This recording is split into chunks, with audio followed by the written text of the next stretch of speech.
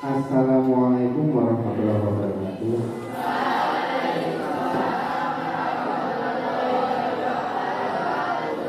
Selamat pagi anak-anak. Hari ini siapa yang tidak masuk? Oh, ada semua ya. Ya, kalian harus setiap hari harus jaga kesehatan. Apalagi ini sekarang musimnya nggak jelas ya, kadang hujan, kadang panas. Ya, harusnya udah musim kemarau, tapi kadang masih bisa juga. Jadi kalian harus jaga kesehatan. Oke, sebelum kita memulai pembelajaran kita kali ini, ketuanya boleh menyiapkan doa dulu.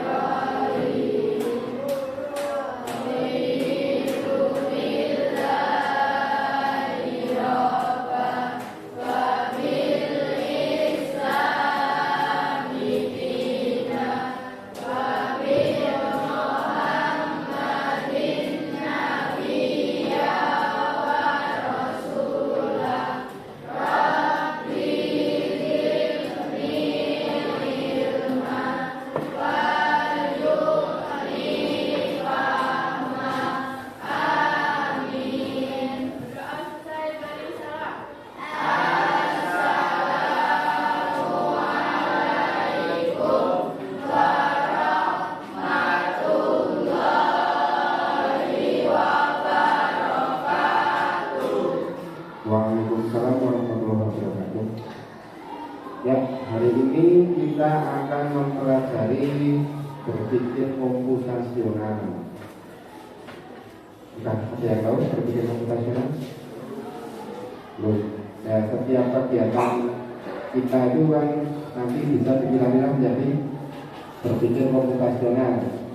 Misalnya prosesnya kalau kita mau mencuci baju itu harus ngapain dulu, nah itu nanti kita dapat dipilah-pilah. Kalian kalau manfaat dari kalian belajar berpikir komputasional ini, nanti kedepannya kalian dapat menemukan pola. Misalnya kalian mencuci baju, nah kalau kalian sudah tahu mana yang harus dipisah, misalnya baju warna putih harus disendirikan biarkan ukuran yang lain. Nah, itu nanti kalian jadi lebih efektif dalam mencuci baju. Ya, tujuan kita belajar ini setelah mengikuti kegiatan pembelajaran, kalian dapat mengidentifikasi permasalahan sederhana dalam kehidupan sehari-hari yang dapat diselesaikan dengan pendekatan komputasional. 2. Mengumpulkan dan mengelola data sederhana seperti tabel atau grafik. Nah, jadi nanti kalian juga bikin tabel. Tapi sementara kita hari ini nanti kita bikin tabelnya manual dulu. Pertemuan besok baru kita pakai Excel. Yang nomor 3, menganalisis pola dan keteragaman dari data yang dikumpulkan untuk menemukan solusi sistematis. Nah, nanti kita akan belajar mencari algoritma dari suatu permasalahan. Oke, nanti Bapak kasih video dulu biar kalian tahu dasar tentang belajar komputasional.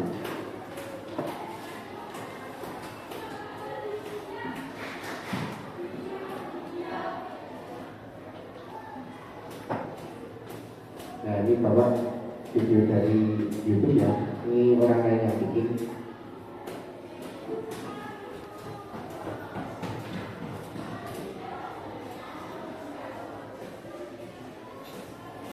Dalam 4 metode beserta contoh kasus berpikir komputasi.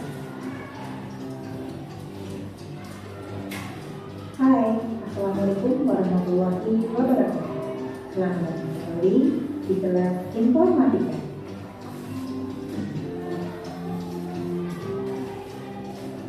Dalam pembahasan materi minggu lalu, sudah dijelaskan bahwa dalam berpikir komputasi memiliki 4 metode, di antaranya 1. Decomposition, 2. Pattern recognition, 3. abstraction, dan 4, algoritma desain. Pada video kali ini, Ibu akan mencontohkan kasus dalam kehidupan sehari-hari dan menerapkan 4 metode berpikir komputasi yang tadi sudah dijelaskan sebelumnya. Contoh pertama adalah mencuci pakaian. Mari kita coba untuk menyelesaikan masalah ini dengan cara berpikir secara komputasional. Dimulai dari decomposition atau bahasa Indonesianya adalah dekomposisi. Seperti yang kita ketahui, dekomposisi adalah memecah masalah yang besar atau kompleks menjadi masalah yang kecil dan sederhana. Coba perhatikan gambar. Masalah terbesarnya adalah mencuci pakaian. Nah, dari masalah besar ini, kita akan pecah menjadi sub-sub masalah yang lebih kecil dan sederhana.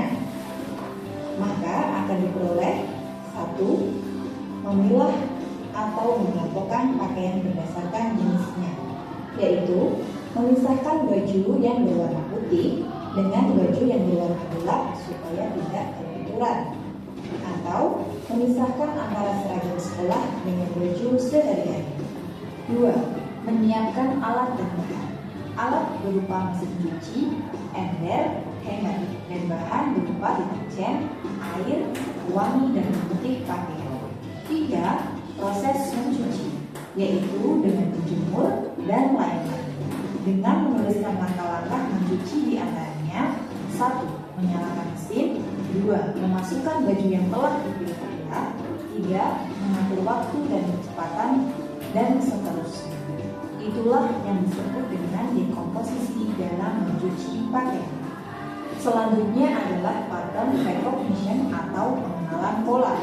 Kita akan mencari persamaan atau perbedaan pola yang ada dalam mencuci pakaian. Kita harus memahami dan mengerti pola yang digunakan ketika kita mencuci pakaian. Coba perhatikan gambar. Dalam mencuci pakaian, kita menemukan pola bahwa 1. Untuk mencuci, maka kita menggunakan air. 2. Untuk mencuci, kita menggunakan deterjen atau sabun cuci. 3. Kita akan menyalakan mesin ketika mencuci. 4. Memasukkan ke dalam tabung, dan seterusnya. Pola ini akan terus kita gunakan atau kita ulang-ulang ketika kita akan melakukan kegiatan mencuci pakaian dengan mesin cuci. Berikutnya adalah abstraction atau abstraksi dalam mencuci pakaian. Dalam abstraksi, kita hanya perlu berfokus pada hal-hal yang penting saja dan membiarkan hal-hal yang tidak relevan atau boleh dikatakan tidak penting. Maka contohnya adalah dalam proses mencuci pakaian, kita tidak perlu mengetahui bagaimana hanger pakaian bisa dibuat, karena itu tidak penting. Maksud dari tidak penting adalah mengetahui cara hanger dibuat tidak akan berpengaruh pada proses mencuci baju, karena pembuatan hanger bukan bagian dari proses mencuci baju. Lalu yang terakhir adalah algoritma desain. Algoritma desain adalah membuat langkah-langkah untuk menyelesaikan masalah-masalah yang sudah dipecah kecil-kecil berdasarkan dari pola yang ditemukan. Dari mencuci pakaian, maka algoritma yang terbentuk adalah: 1. Pilih baju yang akan dicuci. 2. Masukkan ke dalam mesin cuci. 3. Kemudian masukkan deterjen. 4. Tekan tombol sesuai urutan. 5. Tunggu sampai selesai. 6. Ambil pakaian yang telah dicuci dari mesin cuci. 7. Jemur di tempat yang cukup dengan sinar matahari. 8. Jika sudah kering, maka angkat pakaian tersebut dan rapikan. Contoh kedua adalah memasak nasi goreng. Mari kita mulai dari metode pertama, dekomposisi. Masalah terbesarnya adalah memasak nasi goreng. Kita akan pecah masalah tersebut supaya menjadi sub-sub masalah kecil yang lebih sederhana lagi. Di mana ketika memasak nasi goreng, maka kita membutuhkan alat berupa wajan, spatula, pisau, dan lain-lain, bahan, nasi, telur, minyak goreng, dan lain-lain, bumbu, bawang merah, bawang putih, gula, garam, dan lain-lain, dan juga langkah-langkah. Proses memecah dari masalah besar menjadi sub-sub masalah kecil inilah yang disebut dengan dekomposisi. Selanjutnya adalah metode kedua, yaitu pattern recognition atau pengenalan pola. Kita akan mencari pola yang berulang maupun pola yang berbeda dari memasak nasi goreng. Ditemukan bahwa untuk membuat satu porsi nasi goreng, kita memerlukan waktu lebih kurang 10 menit. Maka pola ini bisa kita gunakan kembali ketika suatu saat nanti kalian akan memasak nasi goreng dengan waktu. Pola yang kedua, karena kita pernah membuat nasi goreng, kita juga dapat membuat kue goreng. Dikarenakan proses penyeduhannya hampir sama, kita dapat melihat bahwa pola untuk membuat nasi goreng dan kue hampir sama, meskipun bahan dasarnya berbeda, yaitu nasi putih dan mie kue tiaw. Metode berikutnya adalah abstraction. Kita hanya harus berfokus pada hal yang penting saja dan mengabaikan hal-hal yang tidak relevan atau kurang penting. Maka dalam memasak nasi goreng didapati bahwa agar lebih efektif dan efisien dalam kurun waktu 10 menit kita bisa membuat 5 porsi nasi goreng dengan menambahkan bumbu dan bahannya. Sama-sama memasak dalam waktu 10 menit. Tapi jika memasak dalam satu porsi kita cukup menggunakan 1 porsi nasi putih, untuk memasak 5 porsi maka kita hanya perlu menambahkan bumbu dan bahannya saja, dan dalam waktu 10 menit itulah kita sama-sama bisa membuat nasi goreng dalam porsi yang berbeda. 2. Ketika membuat nasi goreng, kita tidak perlu memperhatikan bagaimana sebuah kedelai dapat diolah menjadi kecap, karena hal itu tidaklah penting. Maksudnya adalah kita tidak perlu memperhatikan bagaimana kedelai diolah menjadi kecap, karena hal tersebut tidak berpengaruh pada proses memasak nasi goreng kita. Metode yang terakhir adalah algoritma desain, yaitu dengan melakukannya secara step by step atau membuat langkah-langkah yang berurutan logis dan rinci mulai dari proses awal sampai proses akhir. Maka dalam proses memasak nasi goreng dapat dibuat algoritma sebagai berikut. 1. Panaskan secukupnya minyak. 2. Goreng telur dan masukkan bumbu. 3. Masukkan nasi putih dan bumbu lainnya. 4. Cek rasa. Jika sudah pas, angkat dan saji. Itu tadi adalah contoh implementasi 4 metode dalam berpikir komputasi pada kasus sehari-hari. Sampai jumpa pada materi selanjutnya. Setelah kalian lihat video tadi, ini contoh yang mungkin lebih gampang tadi yang nasi goreng tadi ya. Paham berarti? Berpikir komputasional itu maksudnya apa?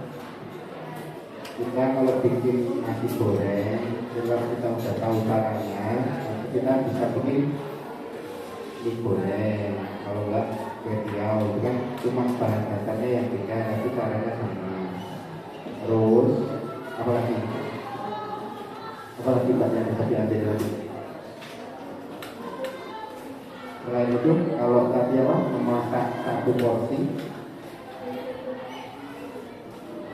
Kalau mau masak 1 porsi sama 10 porsi, 5 porsi tadi ya.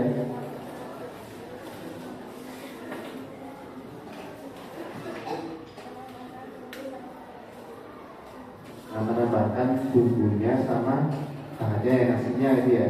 Kalau waktunya kan bisa, yang penting wajannya cukup, bumbunya ditambahin, nasinya ditambahin.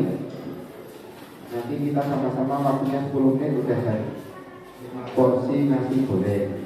Itu ya. Nah, ini fungsinya kita mempelajari belajar komputasional, berpikir komputasional. Nah, nanti kalian akan Bapak beri masalah, bukan masalah ya. Kalian kan tiap hari dikasih uang saku. Nah, kalian uang saku tiap hari habis tidak? Habis. Nah, nanti kalian coba cermati habisnya itu berapa saja. Nanti kalian tulis kalian tiap hari dikasih sapu orang tua, nanti dipakainya buat apa aja, nanti harus ada sisa yang ditabung, harus ada sisa latihan hemat. Nanti ditulis kalau belum menabung berarti besok direncanakan untuk menabung. Ya, kalian bapak kelompokkan menjadi 8 kelompok, 4 biar mama punya aja ya, bukan jadi 4. Nanti kalian diskusi tentang penggunaan uang saku kalian.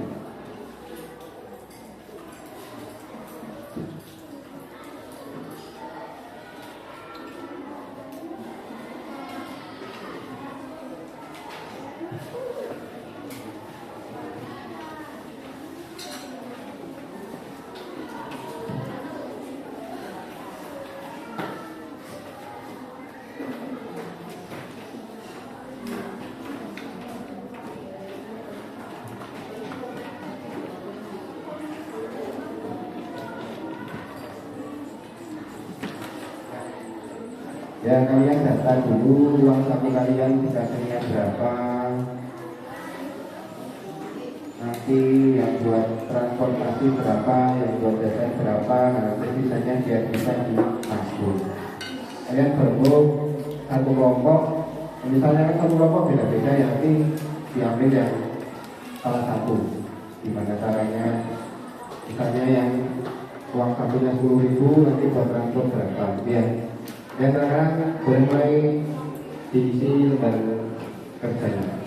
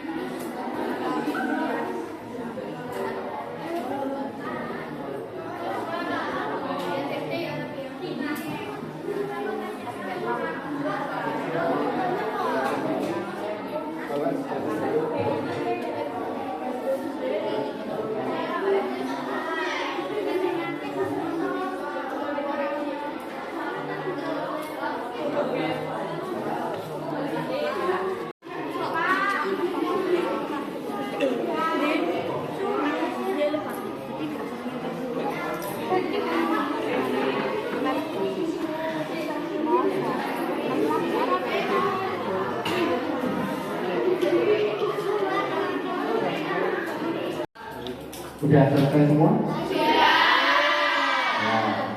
salah satu nanti bisa presentasi ke depan kelompoknya yang mau presentasi. Nah, kelompoknya Mbak siapa itu? Mbak Pi. Mbak Pi ya, silakan kelompoknya Mbak Pi maju. Salah satu apa semua mau maju ke depan? Salah satu ya, satu boleh. Hasilnya ditulis dulu di depan ya, tabel uang sakunya ditulis di depan dulu.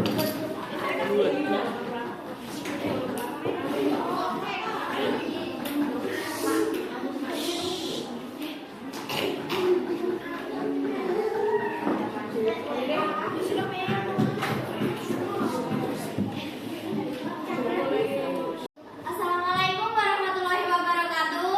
Waalaikumsalam warahmatullahi wabarakatuh. Perkenalkan teman-teman, saya Rezeki Putri Rahayu mewakili kelompok saya, kelompok 3. Di sini saya akan mempresentasikan hasil diskusi saya dan di kelompok saya. Di sini ada data uang saku yang dikerjakan oleh kelompok saya.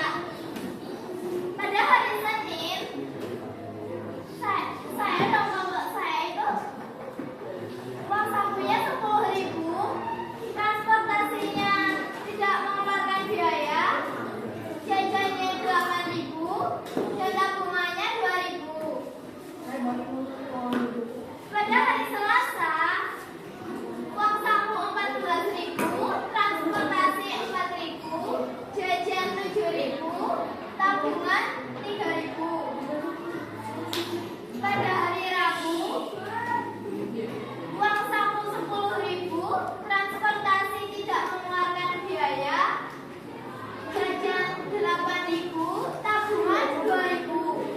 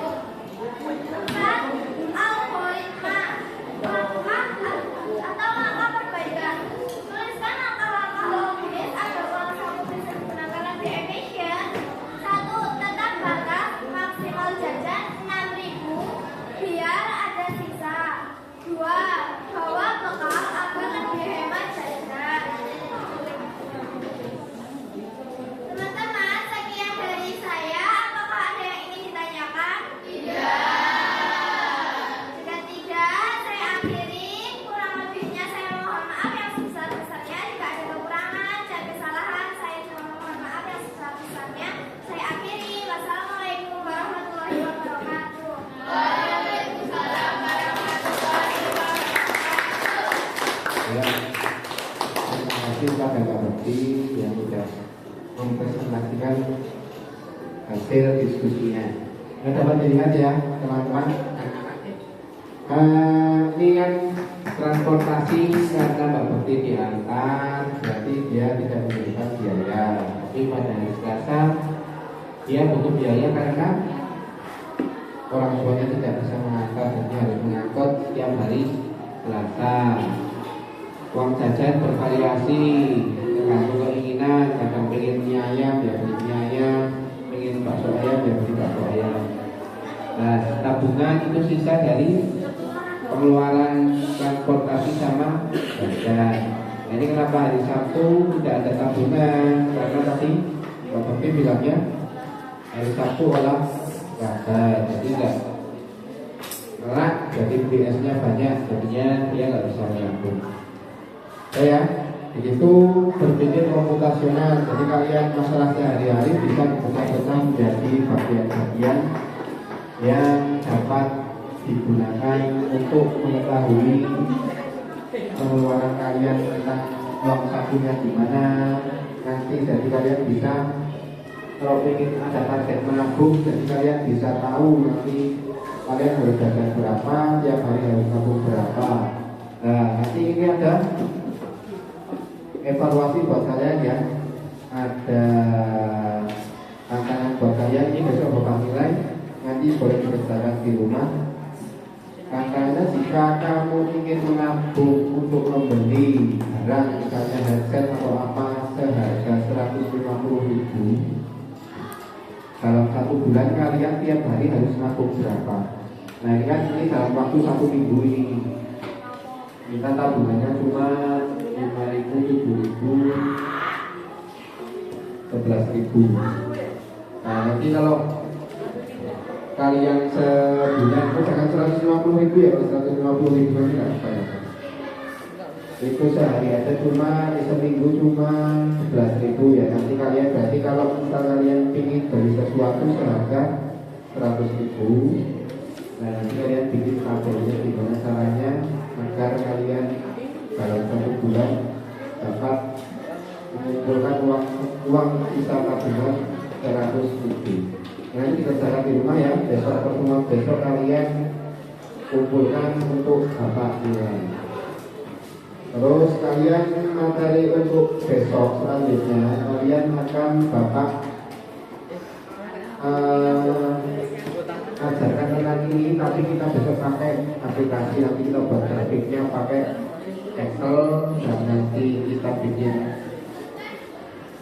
coding sederhana pakai aplikasi Scratch. Besok kita ke lab, kita belajar menggunakan aplikasi Scratch. Kalau sekarang kan kita masih manual, kalau besok kita tidak. Ya, demikian pembelajaran kita hari ini. Semoga bermanfaat. Terus apa yang kalian pelajari hari ini? Manfaatnya kalian mempelajari belajar komputasional.